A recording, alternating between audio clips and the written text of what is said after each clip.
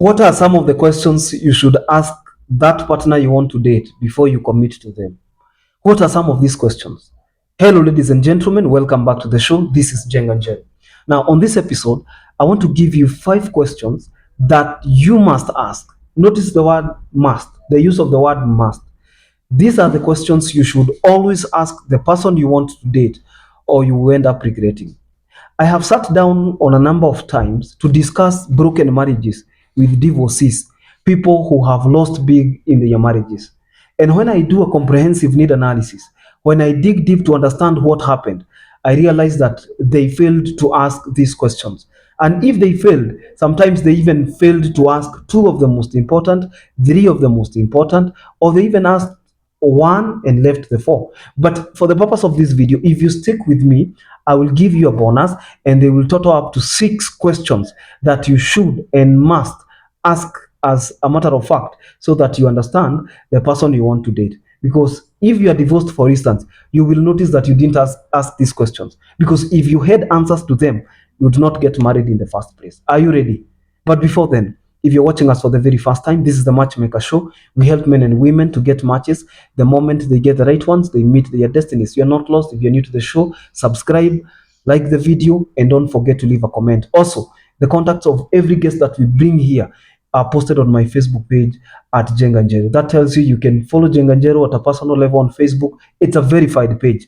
Okay, so don't be conned out there. Our page is verified with a blue tick. So you can check it out and then you can see it on the screen so that every other time you want to check, you confirm that this is Jenganjero. Now, what are these questions that you should ask? It is very important to ask these questions because they form the basis of a very crystal clear understanding. You are able to tell, who is this person? Am I going to commit myself to this person? Am I going to get entangled with this person? If you don't ask these questions, we will have to see you cry. We will see your tears. And because we don't want to see the tears of sorrow, we want to see the tears of joy. Listen so that you don't cry. And if you cry, you cry the tears of joy. Question number 1. Ask your partner, what are your expectations? Expectations sometimes bring down a relationship. When somebody expects too much and you deliver too low, that marriage is at the verge of breaking. When you expect too much and the person delivers too low, or if the other person delivers too much and you're also delivering too low, that person is likely to feel like they don't belong there. So as you start coupling, as you start dating, courting if you may, ask that person, what are your expectations? You see, people who have dated in the past, I believe that I am speaking to people, men and women who have dated at one point or another. Men and women who have been in a relationship, irrespective of whether that relationship materialized into marriage. It doesn't matter whether it manifested into marriage. The fact that you guys are single means that you are not teenagers and that you have been in a relationship in the past. And you realized that you had certain expectations and those expectations were not met. Maybe you did not meet the expectations of that person.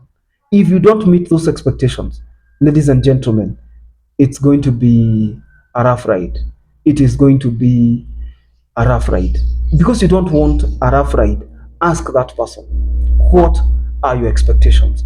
Let them tell, let them explain. This is what I expect. This is what I expect. I expect this, I expect the other. In the same way, tell them what you expect. Are we together? Tell them what you expect so that if they cannot be able to meet the standard, just like grown ups, you will walk your ways. You will tell the other person, I'm sorry, I liked you, but I don't think I can be able to fit into that bill. For instance, I'll give a very simple example. Look at a person who expects children and you don't expect to have children for whatever reason. Maybe you do not, director, can you close that door, please? Uh, I'm asking, the person does not want to get married, does not want to get married, but does not want to have children. Are we together? The person does not want to get children, and you want to get children. What happens in that case? If you enter into that marriage and you had not communicated your expectations, the person will be demanding a child and you don't want a child. And then you say, si ungesema kitambo, si basi ikae, si uende, na maybe you have already involved family. So you see how small things of life can, bring down something that was beautiful. Ambia mtu, I am expecting this, I'm expecting that. That's why it is even important to date first. It is important to court, go on few dates here and there. Ask them, what are your expectations? Be asked. After those expectations, then you'll be able to gauge yourself. Utamwambia tu in an honest way, mimi sidhani ninaweza hii kitu. I don't think I can be able to manage this. You date somebody and maybe you don't know what they expect, and then they always live their whole life feeling that the only reason that they are not happy is you. You don't want that. So do what? Ask about expectations and answer on expectations. Number 2, ask your partner about their financial level. You see, financial level is not used to gauge how important somebody is. Kila mtu akona pesa yake. Mimi niko na pesa yangu, uko na pesa yako, shida ni amount. Okay? It is just the amount of money that differs. Maybe you have a lot, I don't have a lot. I have a lot, you don't have a lot. You understand? So ask that person, what do you do for a living? Although that will also form the basis of another question, but ask them, what is your financial level? Where do you live? What kind of a house are you living in? Hata saa hii tukijaza this bill of health. Can I get some water please? Some bill of health. When we are doing this filling in, you want to pay for SHA. What happens is that they will even ask you, thank you. They will even ask you, excuse me.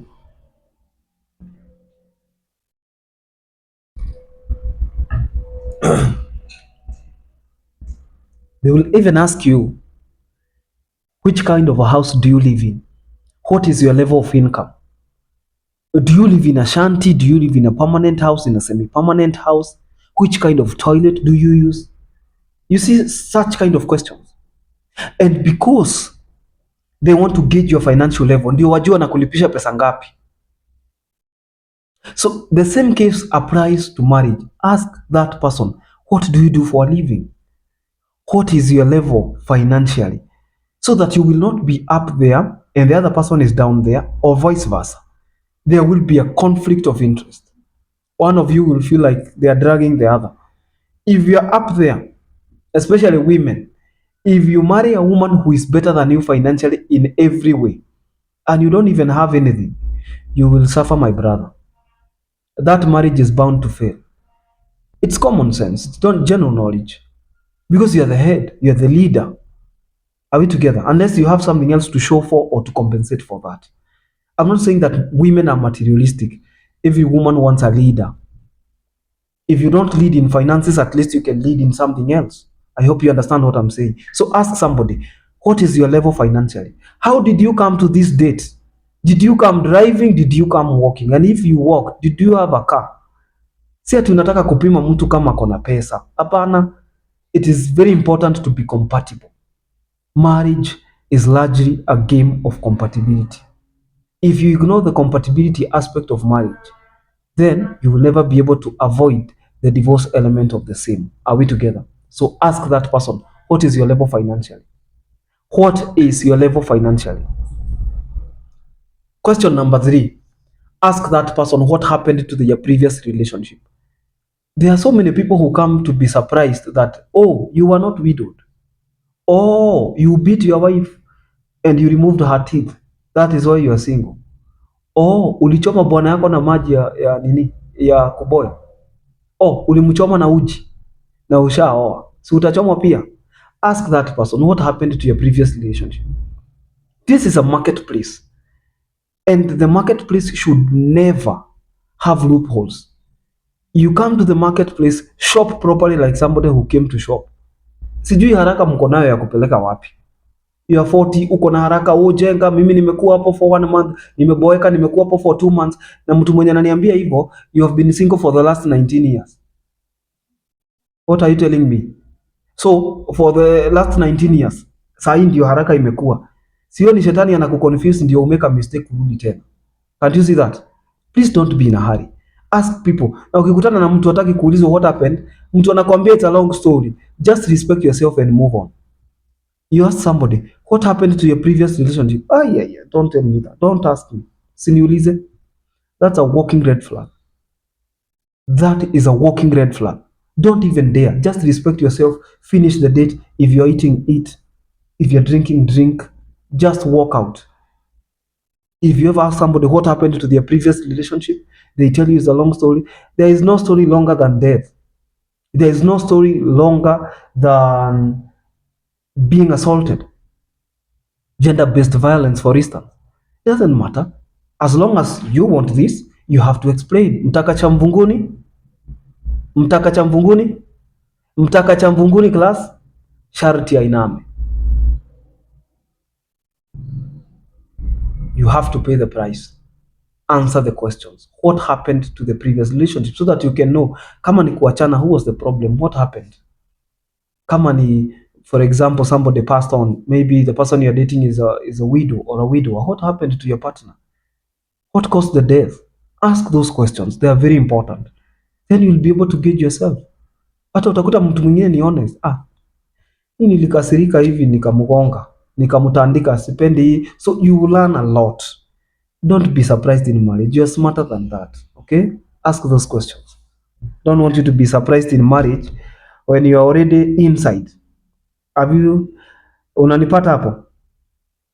The next question you should be asking that now is question number 4. Ask that person, what is your relationship with family? What is your relationship with your immediate family? You see, having a good relationship with your immediate family is something very important.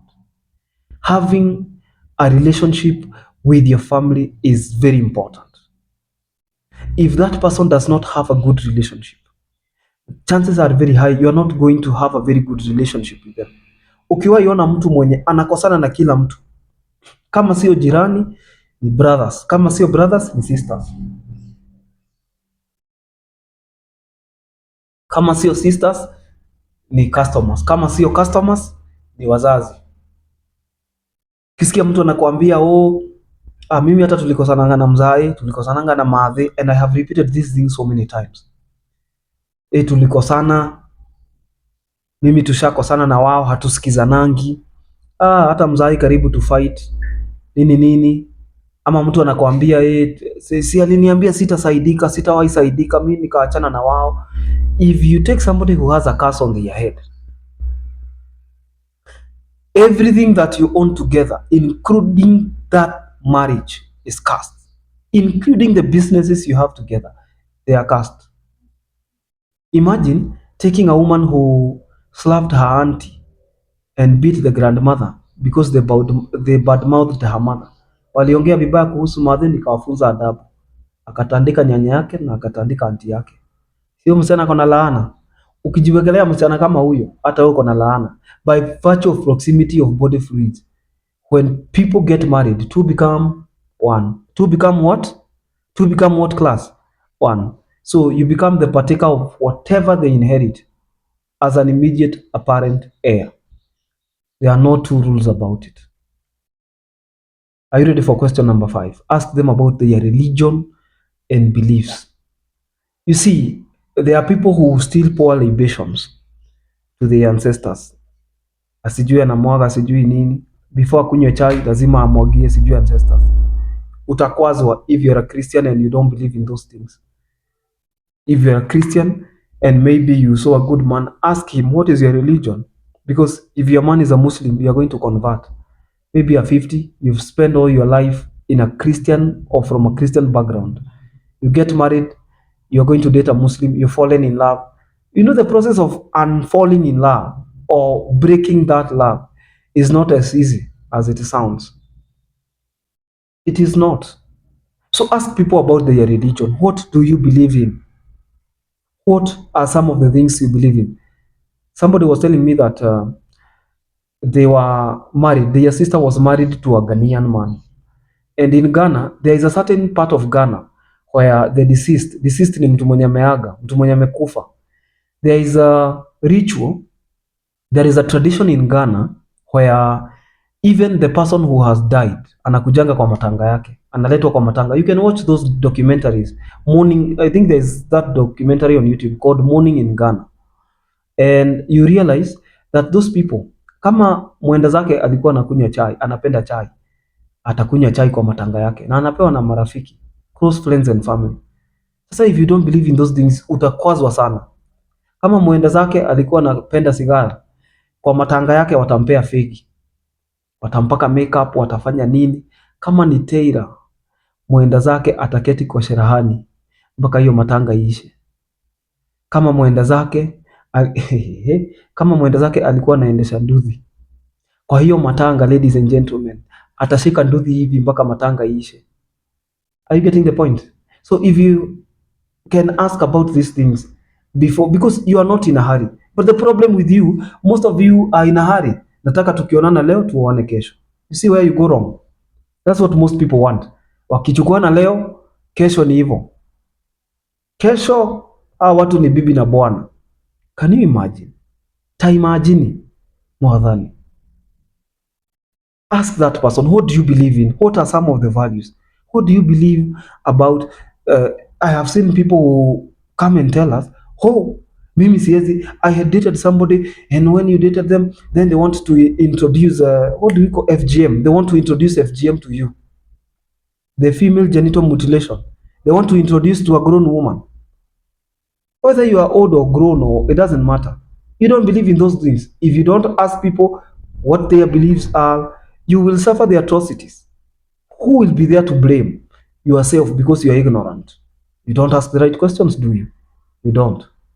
So asking people about their beliefs, their religion, is something very, very important. Are we together? Very important. The last question, ask that person. You have to ask that person, what do you do for a living?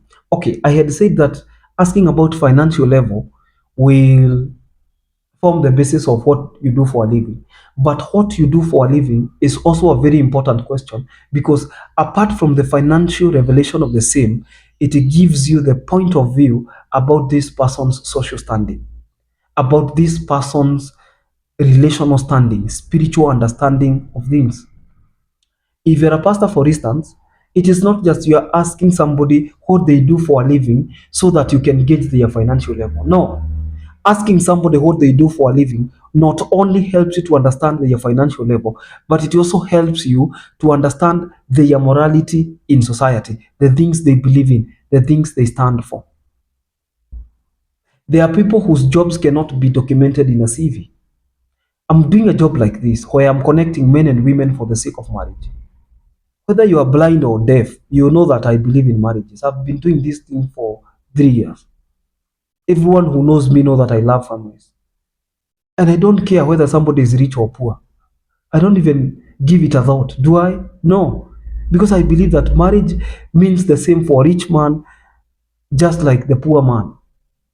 It doesn't matter whether you're living in a shanty or you're living in a mansionette. You have seen me in Runda. You have seen me in Korogosho. You've seen me in Mathare. You have seen me in Karen. Doing interviews with the same respect. If I meet somebody in Majengo, there are people I interviewed in their homes in Nyali. The time I was in Mombasa. Oh goodness. You look at that person and then you wonder, what is this person looking for?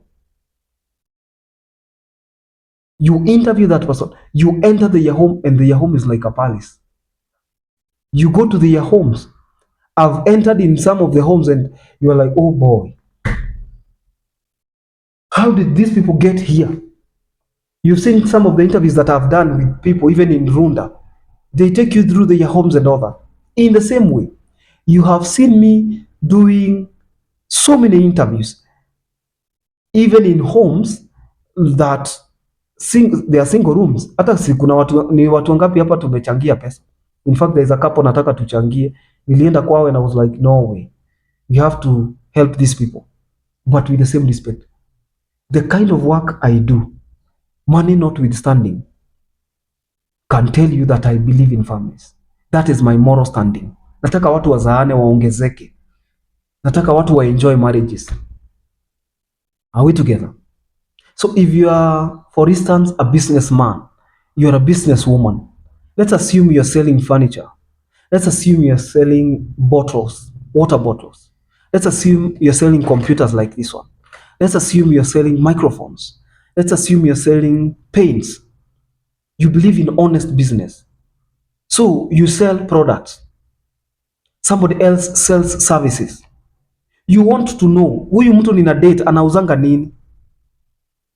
Because hata si kuna watu pia wanajiuza. You want to know what does this person sell? Maybe you are a deacon, you are deaconess. The person you are dating anakunywanga, ni mtu mzuri, lakini anakunywanga, anatolewa kwa mtaro. That marriage will do you more bad than good. So ask people, what do you do? Mimi nauzanga, mwingine atakwambia sisi tunatengenezanga the best changa. It doesn't matter whether it is the best munazi or the best busa. You may be making the best changa in the world, but the person you want to date is a deacon. Ataambia watu bwana yake anafanyanga nini? Ataambia bwana yake anafanyanga nini? No, tell us. I hope you understand some of these things.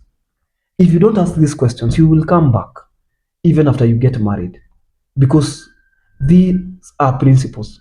In Proverbs chapter 3, chapter 4, verse 12, the Bible says, wisdom is the principal thing, and in all thy getting, get understanding. Wisdom is the principal thing. Principal things are things of importance. They take the top places. So when I'm telling you that these are principles, principal questions that you must ask, you know what I mean. So if you start dating today, ask that person, what do you expect? What is your financial level? What is your relationship with the family? What do you do for a living? What are your beliefs? What is your religion? After that, then you will be able to understand that this is a person we can be compatible with, because a marriage without compatibility is a marriage that cannot avoid divorce. I'll see you in the next video, ladies and gentlemen. I hope these lessons keep you going, because to be enlightened is very important. To be informed is to be transformed, and to be uninformed is to be deformed. Jenga Njero here. I'll see you in the next video. Subscribe.